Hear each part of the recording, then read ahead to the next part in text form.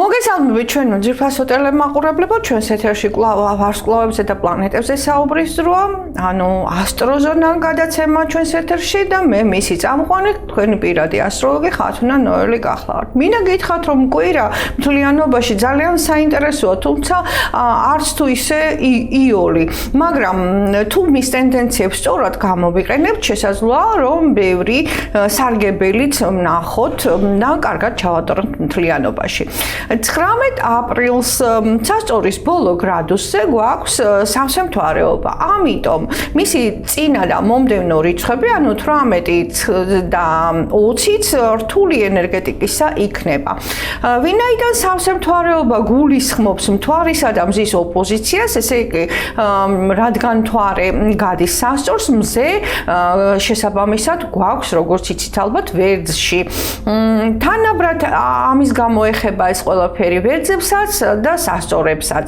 ვინაიდან ამ სასწორის მმართველ პლანეტად ზოგადად მოიაზრება ვენერა, მოსალოდნელი იქნება ცვლილებები პარტნიორულ ურთიერთობებში. ვენერა მოგეხსენებათ, ეს სასიყვარულო და პარტნიორულ ურთიერთობებს ძალიან კარგად გაანკარგავს, მას აბარია ეს საქმეები.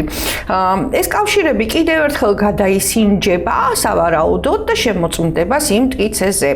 ასევე გამოიკვეთება თუ რა როლი უნდა გვეკავოს ჩვენ ამ ურთიერთობაში მომდევნო ერთი თვის მანძილზე, ანუ მომდევნო სავსე ტრადიციულად აი ამ დღეებში, ანუ კიდევ გავიმეორებ 18, 19 და 20 რიცხვში არაფერ ახალს არ ვიწყებთ, რადგან რთული დღეებია და მხოლოდ გეგმავთ. დაუშვებელია ქირურგიული ოპერაციებიც, ნებისმიერი ქირურგიული ჩარევა ნებისმიერ ორგანოზე, თუ რა თქმა უნდა გადაუდებლად და საციცოცხლოდ მნიშვნელოვანი არ გახლავთ. გამონაკლისი როგორც ყველაფერში აქაც არის, გულისხმობ ახლის დაწყებას, თუ ადამიანი უშუალოდ აი ამ მთვარის დღეებზეა დაბადებული, ანუ სავსე მთვარეობაზეა, ან მის წინა და მომდევნო დღეებში დაბადებული. შეგიძლიათ ეს თქვენი დაბადების დღე შეამოწმოთ მთვარის კალენდრებში, რომლებიც ინტერნეტში სხვადასხვა საიტებზე მრავლად არის. მანამდე კი, ანუ სავსე მთვარეობამდე 4 შაბათს 17 აპრილს დილით ადრე მერკური დატოვებს თევზების ნიშანს და გადადის ვერძში. მალევე უკვე შაბათს საღამოს მზეც შეიცვლის ზოდიაქოს ნიშანს და კუროს ნიშანში გადავა. ყველაფერი ეს ერთად გამოიწვევს ურთიერთგამომრიცხავ და საწინააღმდეგო ქმედებებს.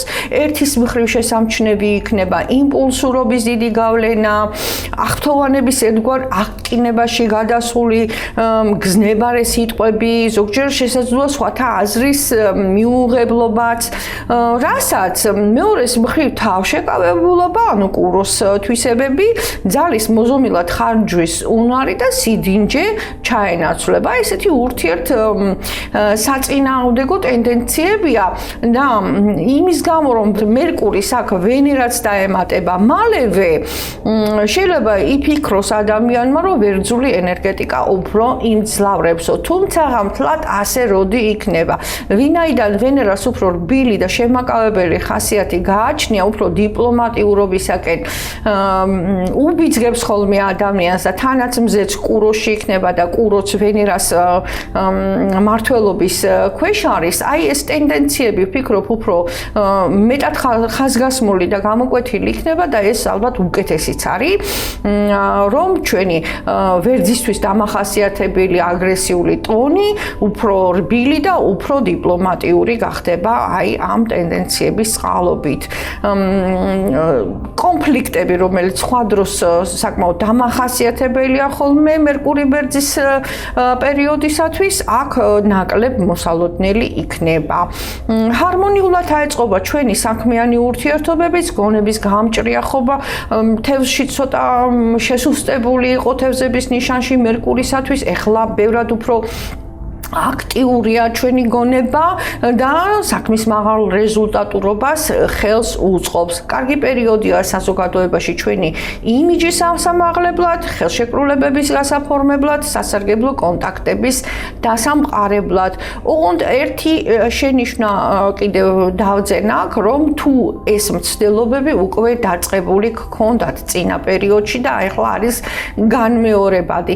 იმიტომ რომ მოგეხსენებათ იუპიტერი გადავიდა უკუსლით ფაზაში და იუპიტერი პირველი ნაბიჯების გადადგმისათვის რეტროგრადული უკუსლითი იუპიტერი შესაძლებლობებს ნაკლებად გვაძლევს მხოლოდ იმ ადამიანებს ეხმარება ხოლმე ვისაც ნათალ რუკაში იუპიტერი თვითონაც რეტროგრადული ყავთ. განსაკუთრებით მინდა ვუთხრა რომ გამოცოცხლდებიან ცეცხლის სტიქიის წარმომადგენლები და გავახარო ისინი, ანუ ვერძები, ლომები და მშვილდოსნების ცხოვრება ბევრად უფრო აქტიური და დინამიური გახდება, მოიმატებს გადაადგილებების, შეხვედრების, საინტერესო საუბრების რიცხვი. ეს ასევე შეეხება მათაც, ვისაც მერკური ან ვენერა ვერძის ნიშანში ყავთ. თუმცა მთლიანობაში მაინც სიტუაცია დამოკიდებული იქნება პირად ინიციატივებზე და იმაზე, თუ რამდენად კონკურენტუნარიანები ვიქნებით. ანუ ჩვენ თუ არ მოვინდომეთ თავისით არაფერი არასდროს არ მოდის ხომ დამეთანხმებით. ამ პერიოდში კარგია, რა თქმა უნდა, ჯანსაღი ეგოიზმის გამოჩენა, მაგრამ ზედმეტი თავმდაბლობა კი აი აქ უკვე ხელისშემშლელ ფაქტორად შეიძლება რომ მოვიაზროთ, იმიტომ რომ ვერძი თავმდაბლობის ნიშანი ნამდვილად არ არის. მოგეხსენებათ, ვენერაც და მარსიც ლიბიდო პლანეტებად ითვლებიან, ანუ მათი ვერტში აღმოჩენა ზეგავლენას დააჩენს წყვილების ურთიერთობას, საწინააღმდეგო სქესის მიმართ ინტერესი აქ აშკარად უფრო მეტად გამოკვეთილი იქნება. ეს ის პერიოდია, როდესაც ახალგაზრდები სამწუხაროდ არც თუ ისე კარგად დაწონილ გადაწყვეტილებებს იღებენ ხოლმე და ნაჩქარებად ირჩევენ პარტნიორებს. ამიტომ აი აქ ცოტა მეტი სიდინჯე კუროს თვისებების გამოჩენა გვმართებს და უფრო გააზრებული გადაწყვეტილებების მიღება.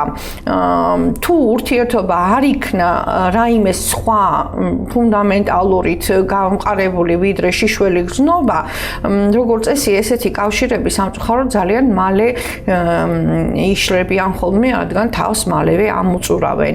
იგივე ეხება აქ ამ შემთხვევაში სარისკო საფინანსო გარიგებებსაც, ვინაიდან ფინანსურ მხარესაც ალბათ მოგეხსენებათ, რომ ვენერა მართავს და ალბათ თავი უნდა შევიკავოთ მაქსიმალურად რისკიანი ქმედებებისგან, იმიტომ რომ აი შემდგომში შეიძლება აღმოჩნდეს, რომ ეს ქმედები მაინც და მაინც გამართლებული არ იყო.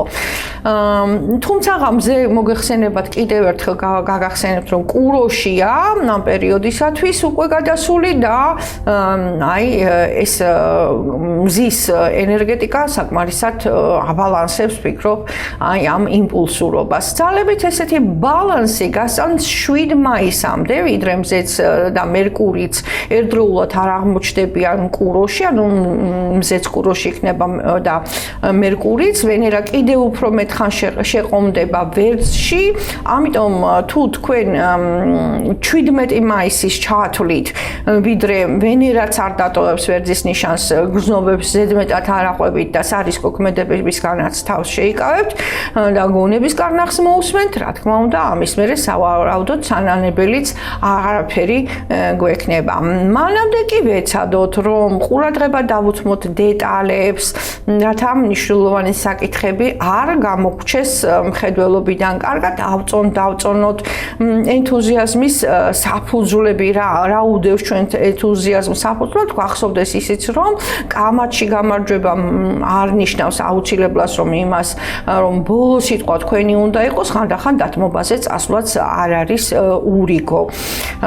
აიღეთ აქცენტი კუროს მოთმინებისკენ, მოკლედ რომ ვთქვათ, და ბევრად უფრო მომგებიან სიტუაციაში აღმოჩნდებით. ამ კვირაში მინდა ხაზი გაუსვა, რომ 20, 21, 22 რიცხვებში ამ ხრივ ბევრად უფრო მეტი ყურადღება გვმართებს, რადგან მზისა და ურანის შეერთების ფონი გახლავთ ამ პერიოდში და უმჯობესი იქნება, რომ რომ ეს ენერგიები ვააკონტროლოთ, დავხარჯოთ შემოქმედებაში, ახალ წამოწყებებში, ახალ პროექტებში, თანამოაზრეებს და მეგობრებს შევეხმიანოთ, ვინაიდან ურანი სწორედ ყველაფერ ამას განაგებს და არაფერი ექსტრაორდინალური ჩადენა აქ საჭირო არ არის, იმიტომ რომ აი შეიძლება ნეგატიურად შემოbrunდეს. იყავით თანაბარ ზომიერები, მასშტაბურები და პოზიტიურები თუ რამე მასშტაბურზე და გლობალურზე ფიქრობთ, ჯობია რომ თანამოაზრეებთან ერთად